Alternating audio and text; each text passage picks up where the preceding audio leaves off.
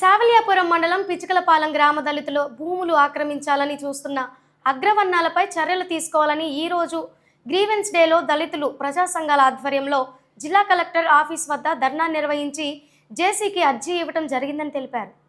పిచికలపాలెం SC colony. నా పేరు పిచ్చమ్మ.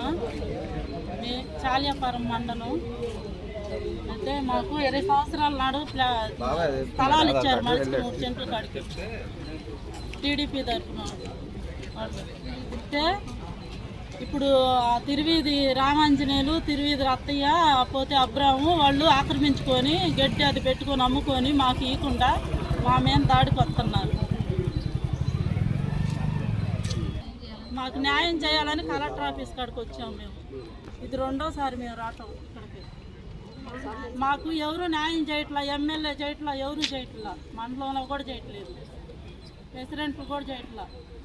పురం మండలం పిచికలపాలెం గ్రామానికి చెందిన ఎస్సీ మాదిగ కుల నిరుపేదలకు సుమారు 73 మందికి 1999లో టీడీపీ ప్రభుత్వం తలా ఒక 3 సెంట్ల చొప్పున సర్వే నెంబర్ 246/Cలో ప్రభుత్వం పట్టాలు ఇవ్వడం జరిగింది.